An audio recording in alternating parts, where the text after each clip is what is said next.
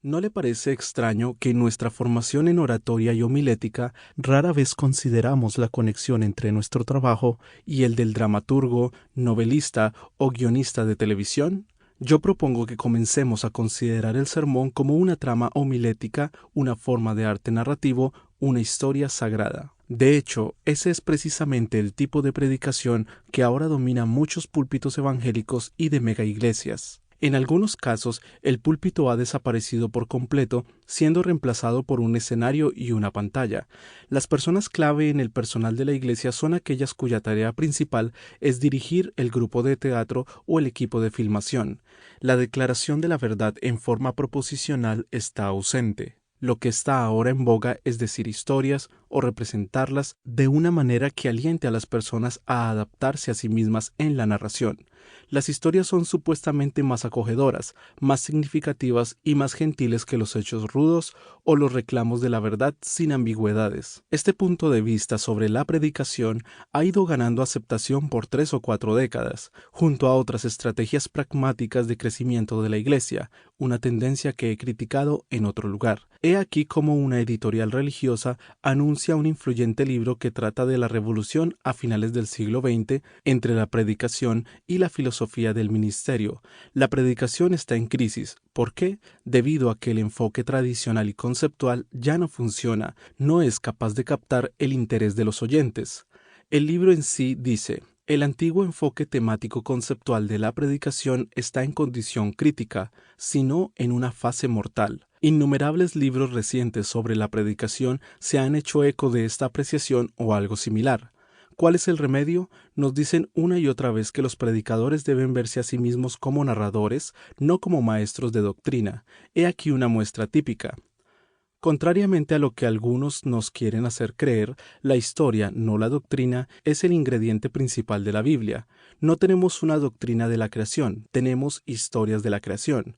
No tenemos un concepto de la resurrección, tenemos maravillosos relatos del domingo de resurrección. Hay relativamente poco, ya sea en el Antiguo como en el Nuevo Testamento, que, de una forma u otra, no descanse en la narrativa o historia. Declaraciones como estas son peligrosamente engañosas. Es un completo disparate poner a la historia contra la doctrina como si fueran hostiles la una a la otra, o, peor aún, enfrentar a la narrativa contra la proposición como si fueran de alguna manera mutuamente excluyentes. La idea de que una doctrina de la creación o un concepto de la resurrección no pueden expresarse mediante la narración es simple y obviamente falso. Asimismo, es evidentemente falso afirmar que no tenemos un concepto de la resurrección enseñado en las Escrituras aparte de las narraciones.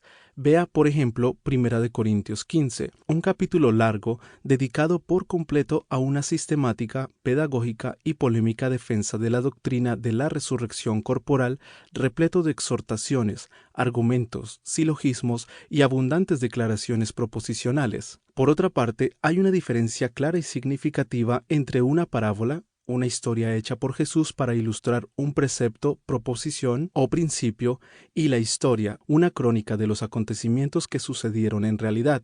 La parábola ayuda a explicar una verdad, la historia da un relato real de lo que sucedió. Aunque la historia es contada en forma de cuento, no es ficción ilustrada, sino realidad. Una de las principales formas en que las proposiciones esenciales de la verdad cristiana han sido preservadas y transmitidas hasta nosotros es mediante la inclusión de ellas en el registro infalible de la historia bíblica. Una vez más, este es el principio sobre el cual Pablo construyó su argumento acerca de la verdad de la resurrección corporal en 1 Corintios 15. Su defensa de la doctrina se inicia con un recuento de los hechos históricos que se confirmaron con creces por varios testigos presenciales. De hecho, las doctrinas consideradas lo más importante, versículo 3, Nueva Traducción Viviente, eran todas puntos claves en la historia de ese fin de semana de la Pascua definitiva: que Cristo murió por nuestros pecados conforme a las Escrituras, y que fue sepultado y que resucitó al tercer día conforme a las Escrituras, versículos 3 al 4. La idea de que las historias son siempre mejores y más útiles que los reclamos directos de la verdad es una patraña posmoderna malograda. Diferenciar las historias de las proposiciones de forma tan tajante y ponerlas unas contra otras como si fuera posible narrar historias sin declaraciones proposicionales es simple prestidigitación retórica.